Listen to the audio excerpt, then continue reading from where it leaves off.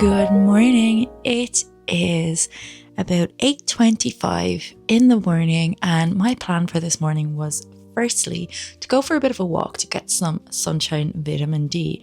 Well, lo and behold, it is remarkably dark outside, so we're probably not going to get much of that vitamin D, but it'll be good to get the heart pumping. I have been in sloth mode, which is fine. We are in the depths of winter. We're coming up on the longest night of the year, but I have definitely taken down my activity levels quite a bit, and I think it'll be good for me to just get out and about and to get my head in gear.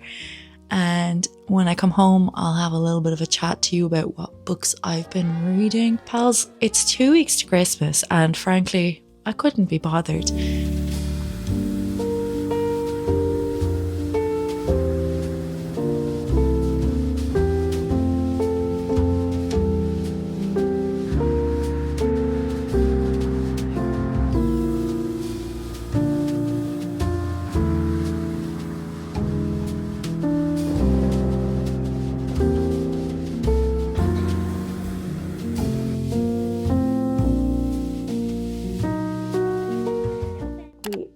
Home.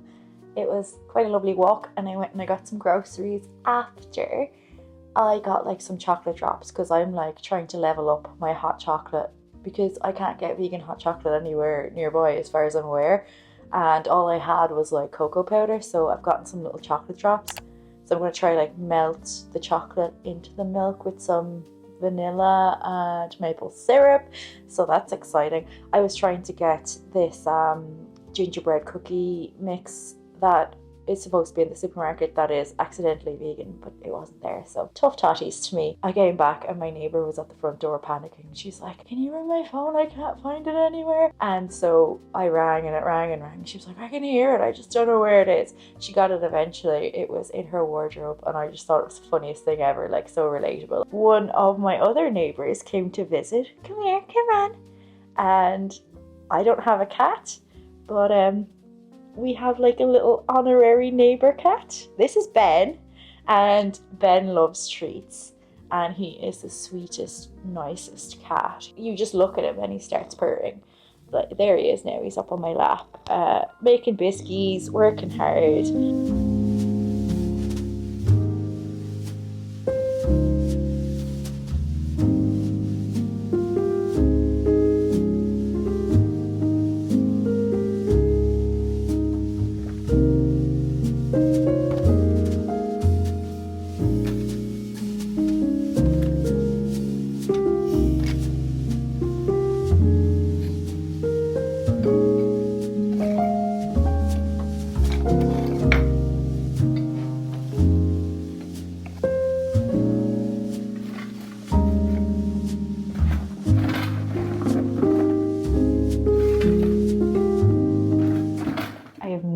Where the morning has gone. It is just about 12:30. I have some chopped veg in the oven to roast. I'm gonna have some salad and some vegan chicken. That'll do lovely. In the meantime, as promised, what have I been reading? So I have basically been reading Winter because I am on the third book in a trilogy, and this book to me and this series to me is Winter, and I'm so glad that I waited for the colder weather to read it. So I'm reading The Winter of the Witch by Catherine Arden, and it is the third book in the Bear and the Nightingale trilogy.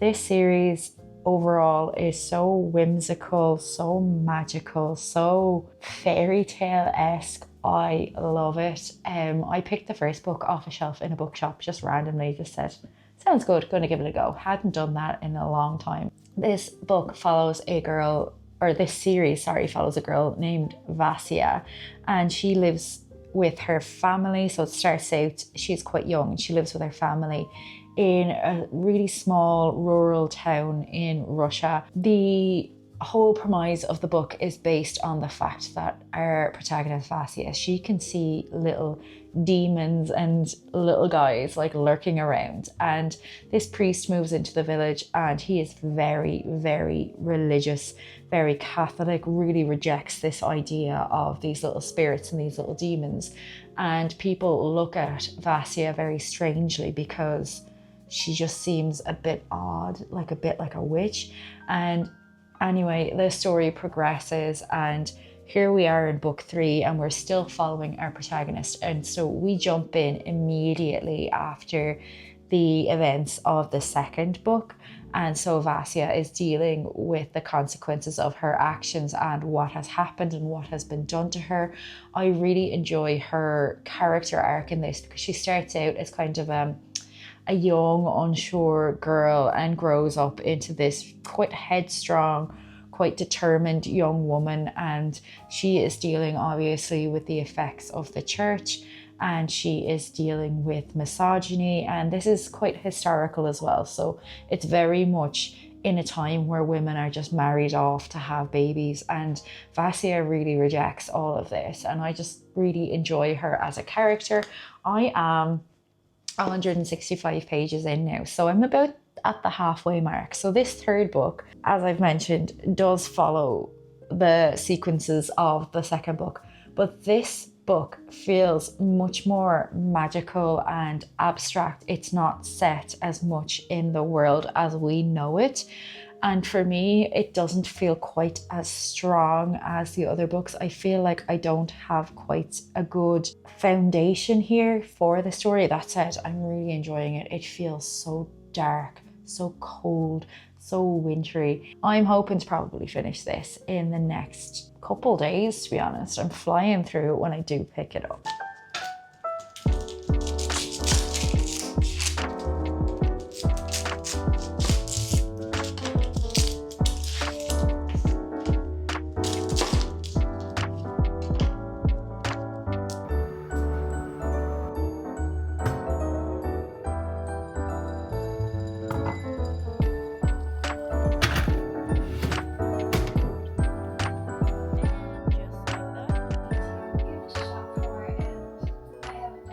Can I just take a second to toot my own horn, because I have been working on something since the 16th of October, and I kind of half believed that maybe I might get it done for Christmas, and half believed that I just wouldn't have the skill set to do this thing. But friends, I have done this thing, and honestly, I have done a lot of different crafts in my lifetime. I've made a lot of different things, but I have never, literally never, been as proud of this thing that I'm about to show you. It is not finished, but it is so nearly finished, and I'm a little bit up against it with time, but the past 2 days I have just literally been doing this thing. I'm so close. Okay, so I'm talking about crocheting, and I have been crocheting a Christmas blanket, and that Christmas blanket looks like this. Ooh. That's it. Look at it. Look at it. Look how magnificent. All those little lights, those little baubles. I did all of that by myself. I learned to crochet last year. I cannot believe that I have managed to pull this off. I literally cannot believe. I love the colors. I love the shape. I love the little house with the little lights.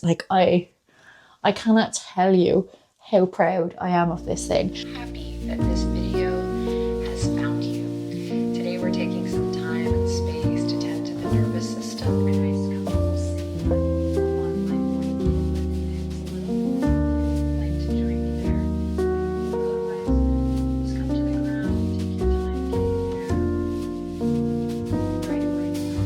Right, just as tall as you can, just in this. Something I've been meaning to mention actually is I have bought a couple of books for myself kind of on a whim. I've been watching a lot of booktube while I've been crocheting, and I don't really traditionally read romances. I just find myself, maybe I'm too cynical, I don't know, but I just don't find that I enjoy them all too often. That said, I have been seeing a lot of 2 different books around lately. I actually went down to my local bookstore yesterday to try to pick up one of these books. Well, either or both of them. But they didn't have either of them. The first book is actually a book by an Irish author, and I keep saying that I want to read more books by Irish authors because it's something that I just don't do as much as I probably should. And this is a holiday romance. And the book is named Holiday Romance, and it's by Catherine Walsh, I think.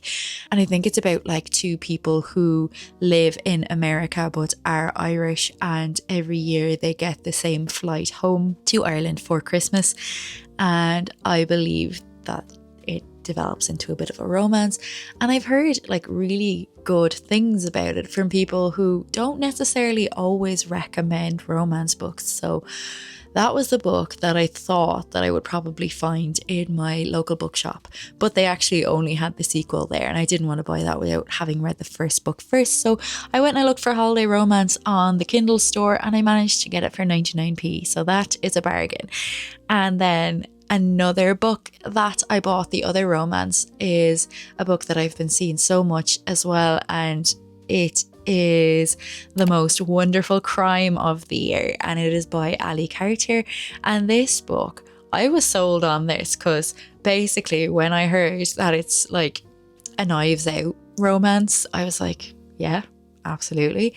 But I couldn't get that one on Kindle, so I had to order that one online. I don't even know if it's going to arrive before Christmas, and I don't even know if I'm going to read these books before Christmas. But if I don't, I know I'm not going to want to read them. But this one apparently is about a writer, and I think she's American. Don't hold me to that.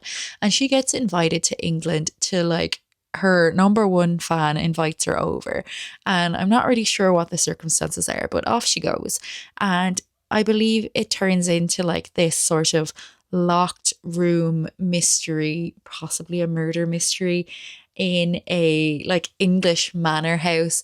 And there is also a romance, because why not? And that to me, I like, honestly, I love Knives Out. Like I love that mood.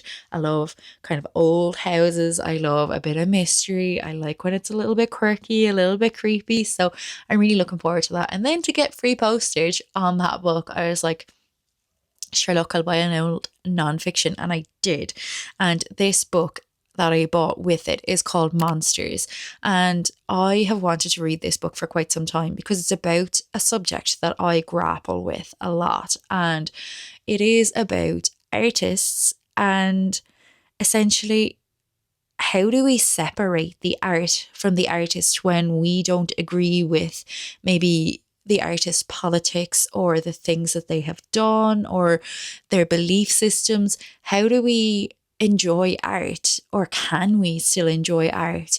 Like, for example, I personally do not engage with any J.K. Rowling stuff at all, ever. Do not agree with her views and her persistence on spreading those views, and her donating to charities, to anti-trans charities and things. I think she is rotten. I don't know. But anyway, all that aside, let's not get into a rant. I loved the Harry Potter books. I loved the Harry Potter films. And when I hear that music, it feels so nostalgic, you know, from the films. And it feels so warm and so cozy. And I feel locked out of that now. I feel like I'm not allowed to enjoy that. And I don't engage with it at all in any way, shape, or form. I don't want to give her any of my money, or I don't want to support her in any way. And I feel particularly because she is at the moment profiting from this kind of hatred. And even if people are like, well, I don't agree with her views, like, you give her that money and it still goes into the pockets of people who are actively causing harm. And I'm not here for that. So I just wanted to read this book because it's about that sort of turmoil that I have about engaging with art by artists that I am not particularly on board with.